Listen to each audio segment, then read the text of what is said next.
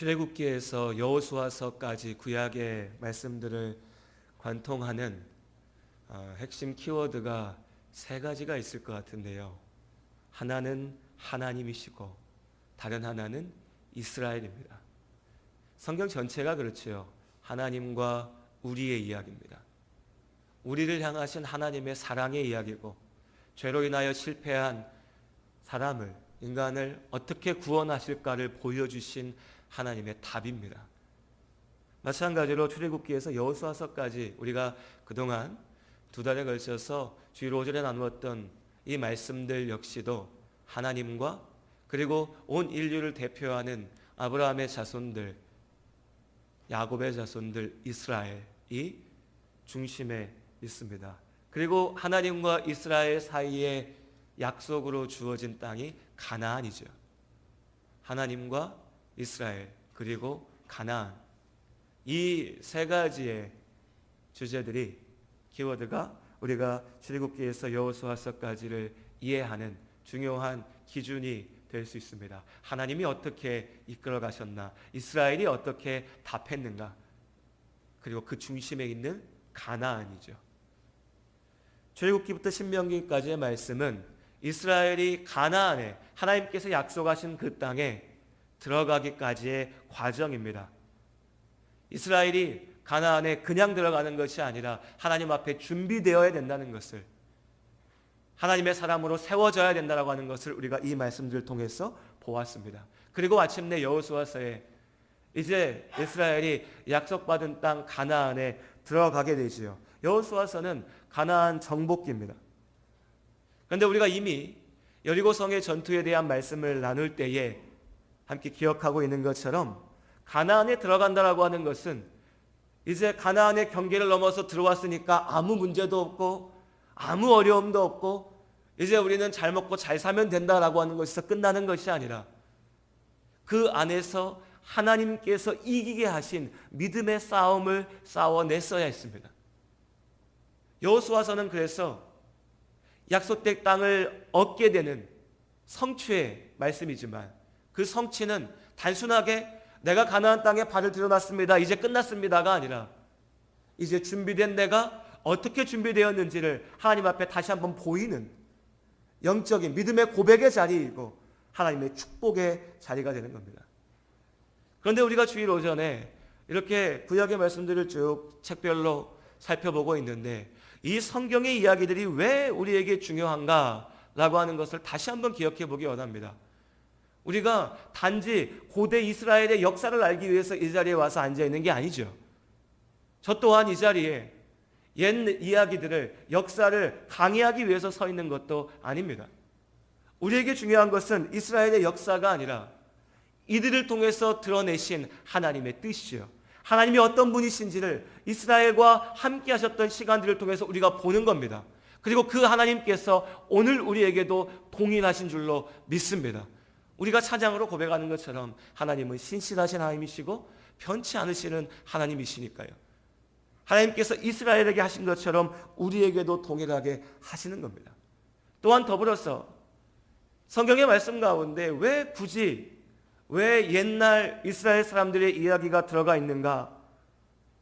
이 성경의 이야기들은 단지 그들의 이야기에 끝이는 것이 아니라 오늘 구원받은 성도들의 삶이 어떠한 것인지를 비추어주고 있는 거울과 같은 것이기 때문입니다.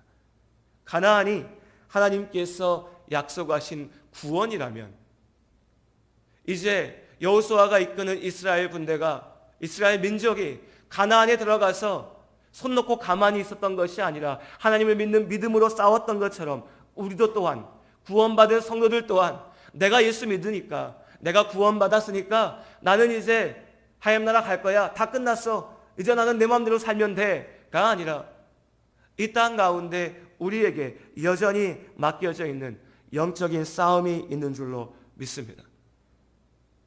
우리는 입으로만 이야기하는 내가 예수 믿는다라고 하는 것에서 그치는 것이 아니라, 이 믿음의 고백을 삶으로 하나님 앞에 그리고 세상 가운데 보여야 됩니다.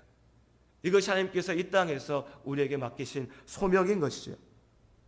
그리고 이어지는 사사기의 말씀은요, 여호수아의 인도 아래 의기양양하게 승리의 나팔을 불면서 가나안에 들어갔던 그 이스라엘 사람들이 어떻게 실패했는지, 그들이 영적인 싸움 앞에 어떻게 무너졌는지에 대해 그 현실을 분명하게 보여주고 있습니다. 그러니 사사기의 말씀이야말로 어찌 보면 우리의 모습을, 우리의 삶을, 우리의 인생을 너무나 분명하게 보여주고 있는 거울일 수 있습니다.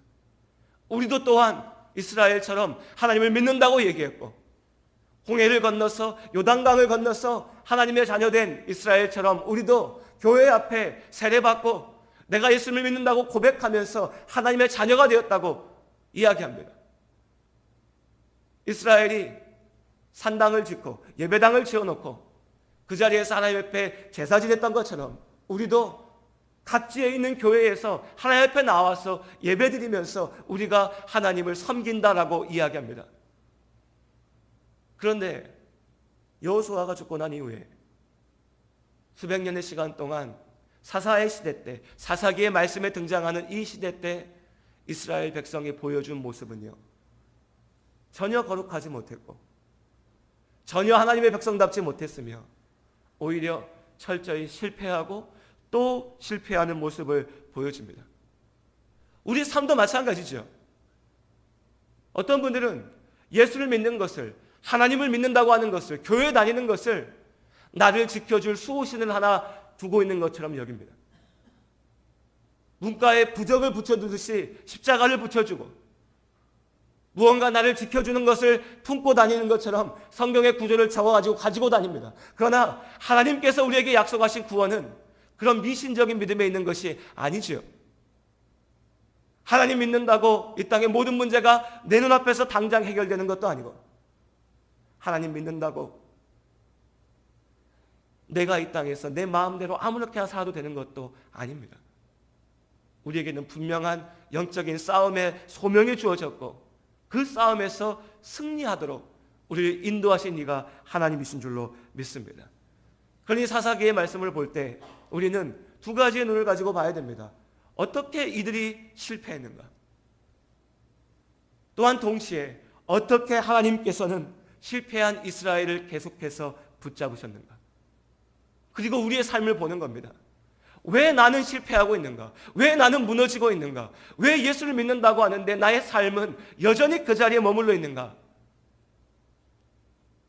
그리고 하나님께서는 죄로 인해서 실패했던 이스라엘을 붙잡으셨던 하나님께서는 지금 나를 어떻게 붙잡고 계시는가?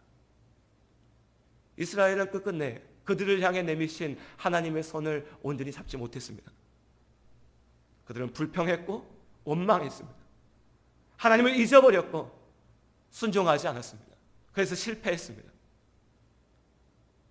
사사기의 말씀을 보며 이스라엘이 저렇게 바보 같구나, 저렇게 어리석구나, 저렇게 못났구나 얘기하고 그치는 것이 아니라 지금 내가 그렇게 어리석진 않은지, 지금 내가 그런 잘못을 반복하고 있진 않은지 오늘 말씀을 통해 우리 스스로를 돌아볼 수 있기를 원합니다. 이스라엘의 실패는 이미 여호수아가 살아있는 동안에도 예견되었습니다.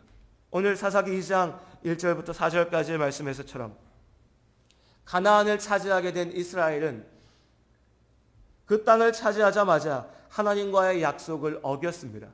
하나님의 약속은 분명했습니다. 그 땅은 너희의 것이다. 가나안을 내가 너희에게 축복으로 주겠다. 그리고 여리고 성에서 우리가 본 것처럼 그 땅을 차지하는 전쟁도 내가 이기게 할 것이다.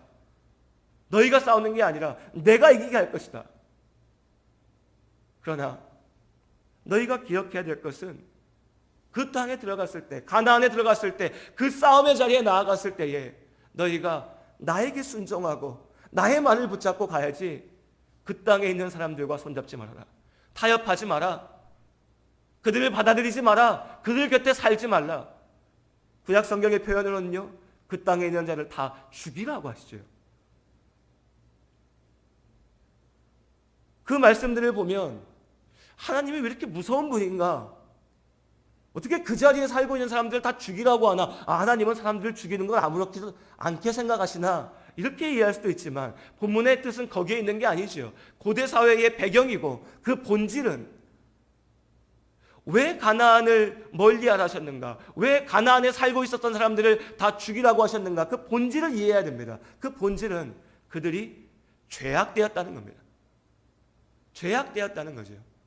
애당초 하나님께서 가나안 땅을 이스라엘에게 주겠다고 약속하신, 그리고 이스라엘이 이집트에서 400년이 넘는 시간 동안 기다려야 했던 것도 하나님께서 말씀하실 때에 가나안 사람들의 죄가 가득하니, 그들이 죄가 가득해서 이제 그들이 죽어도 하나님 앞에 할 말이 없게 될 때까지 하나님은 기다려주신 겁니다. 그런데 이제 그 시간이 다 됐으니 가나안은 이스라엘에게는 축복이지만 가나안 땅에 살고 있는 죄악된 사람들에게는 심판인 겁니다.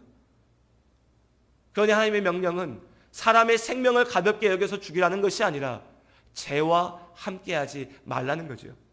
죄와 옆에 있지 말라는 겁니다. 그 죄의 모습을 다 없애라는 거지요. 그들과 손잡지 말라는 것이었습니다. 그러나 이스라엘은 이 약속을 지키지 못합니다. 전쟁보다는 타협하려고 했고, 그들의 좋은 것들이 눈에 들어왔고 그들의 유혹에 넘어갔지요. 오늘날 우리는 어떻습니까? 구원받은 우리에게 하나님께서 동일하게 말씀하십니다. 죄는 그 모양이라도, 그 찌꺼기라도 버리라고 하신 것이 하나님의 명령인 줄로 믿습니다. 예수 믿는 그리스도인들이요, 세상 살다 보면 그럴 수 있지. 사람이 다 그렇지. 예, 현실은 그렇습니다. 현실은 그럴 수 있어요. 예수 믿는 사람도 죄 가운데 무너질 수 있습니다. 예수 믿는다고 하는 우리도 때로 시험당하고 때로 유혹에 굴복할 수도 있지요.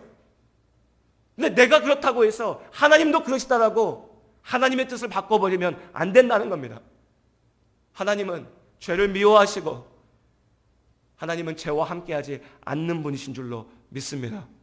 교회 가운데 하나님의 일을 한다면서 죄를 저지르는 것을 아무렇지도 않게 생각하면,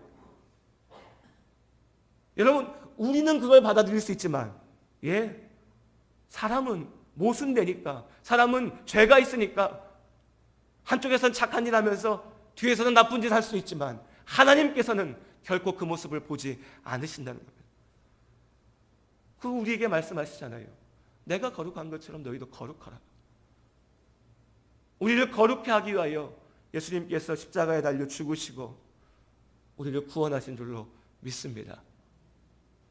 이 땅을 살아가는 우리에게 마치 가나안 땅에 들어가는 이스라엘이 주신 것처럼 이 세상을 살아가는 우리에게, 하나님의 자녀된 우리에게 하나님께서 주신 명령도 동일한 겁니다.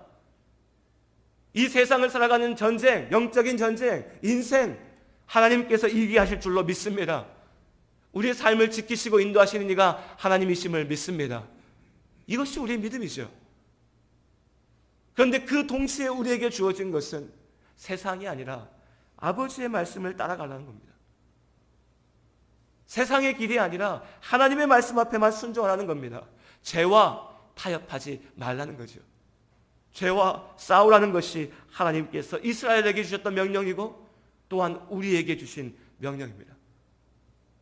그러나 오늘 사사기 2장 3절과 4절의 말씀에 하나님의 말씀을 듣고 눈물 흘렸던 이스라엘은 여호수아가 죽고 나자 언제 그랬냐는 듯이 하나님을 잊어버립니다. 하나님의 명령을 잊어버립니다. 그렇게 하나님께 등 돌립니다. 어쩌면 오늘 우리도 내가 하나님을 믿는다고 예수 그리스도 안에 있다라고 외치면서도 내 믿음의 시간이 지나가면서 예수를 붙잡고 있다고 얘기하는 내 마음이 커져가면서 하나님의 말씀은 잊어버리고 하나님의 뜻은 잊어버리고 점차 내 옆에 있는 세상에 물들어 죄에 물들어 가고 있지는 않은지, 사사기의 이스라엘이 나의 모습은 아닌지. 18절에서 22절까지의 말씀은요, 이어지는 사사시대, 여호수아가 죽고 난 다음에 이어지는 이스라엘의 역사를 아주 단순하지만 분명하게 보여줍니다. 이렇습니다. 먼저는 이것입니다. 이스라엘이 하나님께 순종하지 않음으로 말미암아 남아있었던 이방의 민족들, 가나안의 사람들이 시간이 지나 힘을 갖게 돼서 이스라엘을 괴롭힙니다. 노예살이시키고 그들을 약탈해 갑니다. 그러니 이 고난과 아픔 속에 이스라엘이 괴로워하면서 부르짖지요. 하나님, 우리를 구해 주십시오. 하나님, 잊어버렸던 그들이 내가 괴롭고 힘들고 아프니까 이제 하나님 앞에 나와 부르짖는 겁니다. 살려달라고. 그때 하나님께서 이스라엘을 살리기 위하여서 사사라고 하는 사람들을 세우십니다. 하나님의 사람들이죠. 하나님의 일꾼들입니다. 이 사사들은 재판관으로, 때로는 장군으로, 지도자로 이스라엘을 구원하는 하나님의 소명을 받고 나와서 그들을 구원합니다. 하나님께서 그들을 구원하십니다. 이스라엘을 회복시키십니다. 그렇게 문제에서 해결되었을 때 이스라엘이 어떻게 했을까요? 사사가 살아있는 동안에는 다시 하나님의 말씀을 듣는 것 같이 보였지만 그 사사가 죽고 나자 다시 하나님을 잊어버립니다. 다시 죄로 돌아갑니다. 다시 하나님이 아니라 세상의 신을 숭배합니다. 그리고 다시 그들의 죄로 인해서 고난이 닥쳐옵니다. 이 고난과 부르짖음, 하나님의 구원하심과 회복됨, 그리고 다시 타락하는 이 악순환이 반복됩니다. 사사기의 말씀을 이번 주간에 한번 읽어보시기 바랍니다. 이 악순환의 반복이 사사기의 말씀 가운데 계속해서 이어집니다. 한 번 실수하는 것 누구나 할 수 있습니다. 그렇죠? 완전한 사람이 없으니까요. 두 번 실수하면요, 고개를 갸우뚱하게 됩니다. 저게 실수인가? 저 사람의 본질인가? 세 번, 네 번 하면요, 실수가 아니죠. 그 사람의 문제입니다. 그 사람의 악함이든지 아니면 그 사람의 어리석음이죠. 그런데 이스라엘은 그 잘못을 계속해서 반복합니다. 그런데 이게 남의 얘기가 아니지 않습니까? 우리가 맨날 하는 얘기죠. 주여, 내가 어려울 때만 부르짖지 않게 하여 주시옵소서. 그러나 우리는 다시금 회복되어지고 하나님의 은혜를 누린 시간들이 지나고 나면 다시 나의 죄 가운데로 빠져들고 문제를 내가 만들어내게 되는 겁니다. 결국 이스라엘이 무너지게 됐던 것은 불순종 그리고 타협이었습니다. 죄와의 타협이죠. 이것이 그들을 붙잡는 올무가 됩니다. 사사기의 말씀은 이처럼 이스라엘의 어리석은 죄악의 악순환을, 죄에서 헤어나지 못하는 그 악의 고리를 보여준과 동시에 우리의 모습을 비춰주고 있습니다. 더 무서운 건요, 이 죄에 사로잡힌 사람들의 모습이 똑같은 모습이 계속 반복되는 것에 그치는 것이 아니라 점점점 더 나빠진다는 겁니다. 죄에 빠져있는 인생은 그냥 지금의 문제가 계속되는 것이 아니라 점점점 더 나빠진다는 겁니다. 사사들의 모습 가운데도 우리가 이것을 분명히 볼 수가 있습니다. 사사기 4장의 말씀에 보시면 우리가 잘 아는 여자 사사인 드보라의 이야기가 나옵니다. 드보라 사사의 이야기는 우리가 이후에 기회가 되면 또 이전에도 말씀을 통해서 나누었었지만 나누도록 하고요. 핵심은 그렇습니다. 역시 마찬가지로 이스라엘이 죄 가운데 빠져 있을 때에 하나님이 사사인 드보라를 통하여서 그들을 구원하셨습니다. 그때 드보라가 나아가서 믿음을 외쳤을 때에 이스라엘은 드보라의 말씀을 듣고 하나님의 말씀을 듣고 순종했습니다. 그 순종으로 이길 수 없는 전쟁에서 이겼고 하나님의 은혜로 회복되어졌던 거죠. 그런데요, 우리가 가장 잘 아는 사사인 삼손은요, 사사기 13장에서 16장까지의 말씀에 등장하는 삼손은 이제 시간이 많이 지나서 이스라엘이 이 죄악의 고리를 끊지 못하고 계속 나아갔을 때 사사인 삼손은 자기 자신이 죄인의 모습에서 벗어나지 못합니다. 드보라 때는 이스라엘이 죄인이었고 드보라가 하나님의 일을 이루었다면 삼손의 때에는요, 이스라엘이 죄에 빠져 있는 것처럼 삼손 자신도 죄인의 모습을 보여줍니다. 나시린으로서 하나님 앞에 거룩함을 보이라는 소명을 받고 태어났는데 그 삼손이 시체를 가까이 하는 것을 두려워하지 않았고 그 삼손이 여인을 가까이 하는 것을 두려워하지 않았습니다. 죄 짓는 것을, 하나님을 두려워하지 않았습니다. 그래서 삼손은 사사였지만 이스라엘을 온전하게 구원하는 것에 실패하게 되는 거죠. 이 죄악의 반복, 그리고 더욱더 악화되는 것, 이것이 사사기의 이야기가 우리에게 보여주는 죄의 무서움입니다.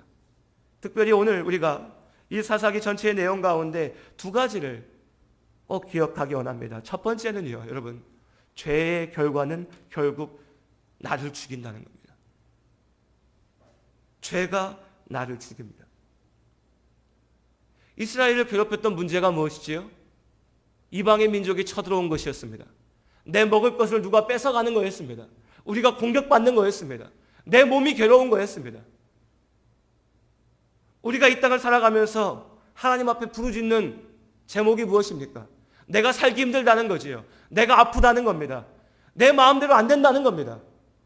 내 인생이 고단하다는 겁니다. 그런데 하나님께서는 그 모든 문제의 원인으로 죄를 얘기하십니다. 이스라엘에게는 너희가 하나님을 떠나서 다른 신을 쫓았기 때문에 그렇게 됐다라고 말씀하십니다.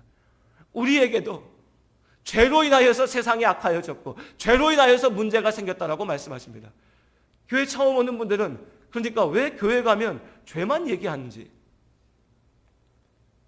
왜 자꾸 나를 죄인이라고 하는지 의구심을 갖고 반발합니다. 나 그렇게 죄 많이 안 졌는데, 나 그렇게 큰 문제 없는데. 하나님께서 분명히 말씀하시는 것은 그 죄가 우리를 죽인다는 겁니다. 성경의 말씀은 죄가 모든 문제의 시작이라는 것이죠. 이스라엘의 문제가 어디서 왔습니까? 이방의 민족에서 왔지만 성경의 말씀에 하나님께서는 분명히 말씀하십니다. 왜 그 민족들이 남아서 너희를 괴롭히고 있느냐? 너희가 하나님의 말씀 앞에 온전히 순종하지 못했기 때문에, 너희가 하나님의 길로 온전히 걸어가지 못했기 때문에, 너희가 죄와 타협했기 때문에. 여러분, 우리의 삶의 문제가 어디서 옵니까? 돈에서요. 먹고 살기 어려워서요. 아이들 문제 때문에요. 맞습니다. 그런데 그 이면에 있는 것은, 그 너머에 있는 것은, 그 본질에 있는 것은 우리 죄지요. 나의 죄입니다. 내가 아버지 앞에 온전히 서지 못함 때문입니다. 내가 하나님의 말씀 앞에 온전히 순종하지 못하기 때문이죠. 극단적으로 얘기해서 내가 아버지의 말씀 앞에 온전히 설 수 있다면, 내가 하나님 앞에 온전히 나와 있다면, 여전히 죄악으로 가득 찬 세상 가운데 문제와 어려움이 있겠지만 그 문제가 나를 무너뜨리지 못합니다. 그 문제가 나를 죽일 수 없습니다. 하나님의 사람은 하나님께서 지키시는 줄로 믿습니다. 그런데 우리는 여전히 죄의 모습 가운데 매여 있기 때문에 예수를 믿는다고 하면서도 삶 가운데 괴로움과 아픔과 어려움에 사로잡혀서 절망하고 나아갑니다. 예수를 믿는다고 하는 것은 거듭 말씀드리지만 입으로만 얘기하는 것처럼 쉬운 일은 아닙니다. 우리의 구원이 어디서부터 출발하나요? 내가 죄인임을 하나님 앞에 고백하는 겁니다. 내가 죄인임을 하나님 앞에 고백한다는 것은 무엇입니까? 아버지 앞에 진실하게 회개하는 것입니다. 그러니 여러분, 이 시간 이 말씀을 통하여 여러분의 마음 가운데 하나님께서 주시는 이 부르심을 들으시고 대답하시기를 주님의 이름으로 축원합니다. 여전히 내 안에 있는 죄의 모습, 여전히 내가 끊지 못하는 죄의 쳇바퀴 가운데서 벗어나시기 바랍니다. 우린 세상 가운데 살고 있지만 우리가 세상의 노예가 되어서는 안 될 줄로 믿습니다. 세상을 바라보며 원망하고 내 삶의 문제들을 바라보면서 불평하기 전에 내가 아버지 앞에 온전하지 못하는 나의 죄악의 모습을 아버지의 말씀을 통하여 성령의 은혜를 통하여 이겨내는 우리가 될 수 있기를 주님 안에 소원합니다. 어떤 사람들은 이야기합니다. 내 인생은 저주받았다고, 내 혈통에 문제가 있다고, 내 성격에 문제가 있다고, 사주팔자가 문제가 있고 이러저러한 것들로 나는 이런 사람이라고 얘기합니다. 하나님은 우리를 그렇게 만드시지 않으셨습니다. 우리가 하나님의 자녀로 부름받은 줄로 믿습니다. 우리가 하나님의 자녀로 부름받은 줄로 믿습니다. 그런데 하나님께서는 나를 아들로, 나를 딸로 부르셨는데 왜 우리는 그 자리에 가만히 있어서 나는 원래 이렇습니다. 나는 성격이 이렇습니다. 나는 사주팔자가 이렇습니다. 내 환경이 이렇습니다. 내 조건이 이렇습니다. 온갖 이유를 가지고 와서 내 죄를 정당화하려고 합니다. 질책을 하기 위해서 말씀드리는 게 아닙니다. 하나님께서 부르시는 그 부르심 앞에 여러분이 온전한 믿음으로, 우리가 온전한 믿음으로 대답하기를 원하고, 우리가 믿음으로 대답할 때 이스라엘을 하나님께서 사사들을 통해서 구원하신 것처럼 우리를 구원하실 줄로 믿습니다. 또한 우리가 기억해야 될 것은 이스라엘에게 주어진 고난이 단지 그들을 죽이기 위한 고난이 아니라 그들을 살리는 하나님의 부르심이 될 수 있다는 겁니다. 고난당할 때 이스라엘의 아버지 앞에 부르짖었죠. 하나님, 주님이 아니면 안 됩니다. 주여 우리를 구하여 주시옵소서. 그때 그들의 부르짖음 가운데 하나님께서 답하신 줄로 믿습니다. 간혹 우리 성도님들과 대화하다 보면 삶의 여러 가지 어려운 문제들을 가지고 말씀하시는 이야기들을 많이 듣게 됩니다. 그런데 그럴 때 하나님께서 목사의 마음에 주시는 마음이 있을 때가 있어요. 아, 이게 하나님의 부르심이구나. 아, 이 문제를 통해서 하나님께서 우리 성도님을 세우려고 하시는구나. 아, 이 어려움을 통해서 하나님께서 이분을 살리려고 하시는구나. 근데 이거 말하기는 참 어렵습니다. 그러지 않으시겠어요? 어려움이 있어가지고 목사님 내가 너무 힘들어요 라고 왔는데 목사가 그게 주님의 뜻입니다 이러면 얼마나 상처가 되겠어요. 아, 내가 아픈 게 하나님의 뜻인가? 아, 내가 괴로운 게 하나님의 뜻인가? 그런데 우리 성도님들, 믿음 안에 계신 우리 성도님들 삶 가운데 이미 경험하신 줄로 압니다. 내가 어려움에 있는 그 순간에는 알지 못하지만 이제 주님 안에 그 어려움을 이겨내고 시간이 지나 돌아보면 여러분 우리가 같이 고백하지 않습니까? 그 순간, 그 아픔의 순간, 그 눈물의 순간이 하나님의 축복인 줄로 믿습니다. 이스라엘에게 고난은요 저주가 아니었습니다. 아픔이었지만, 눈물이었지만, 네, 그들의 죄 때문에 생겨난 벌이었지만요, 그들의 고난은 하나님이 그들을 붙잡기 위한 부르심의 자리였습니다. 그냥 나오지 않으니 아픔 속에서라도 내가 너를 놓지 않겠다라고 부르시는 그 부르심이었습니다. 이것이 우리가 우리의 삶 가운데 아픔의 삶들, 아픔의 순간들을 바라보는 하나님의 시선이 되기를 원합니다. 인생의 아픔 속에서 포기하지 마시고 손 놓지 마시고 하나님이 나를 버리셨다라고 원망하지 마시고 이때가 지금이 나를 부르시는 하나님의 시간임을 기억하시기를 주님의 이름으로 축원합니다. 하나님께서 우리와 함께 하십니다. 사사기의 모든 순간 동안 하나님은 그들을 꾸짖으셨고 때로 혼내셨고 때로 고난 가운데도 들어가게 하셨지만 그 모든 시간 동안 그들과 함께 하신 줄로 믿습니다. 이제 우리 하나님께서도 우리와 함께하고 계십니다. 때로 나를 칭찬하시고 또 때로는 나를 질책하기도 하시지만 그 모든 순간 가운데 나와 함께 하신 이가 하나님이신 줄로 믿습니다. 그러니 여러분 한 해를 보내고 새로운 한 해를 맞이하는 이 기간 우리가 우리의 모습을 아버지 앞에 온전히 맡기고 나아가기 원합니다. 그리고 내 안에 아직 남아있는 죄의 모습을 떨쳐버릴 수 있기를 원합니다. 새로운 한 해 2019년을 준비하면서 우리 성도님들의 목표가 새해에는 더 열심히 일해야지, 새해에는 더 성공해야지, 새해에는 더 잘해야지. 예, 그것도 좋습니다. 하지만 무엇보다도 새해에는 내가 하나님 앞에 부끄럽지 않은 모습으로 살아야지. 새해에는 내가 아버지 앞에 죄인 되지 않은 하나님의 자녀의 모습으로 살아야지. 결단하며 죄의 고리를 끊고 아버지 앞에 서시기를 주님의 이름으로 축복합니다. 기도하시겠습니다. 아버지 하나님,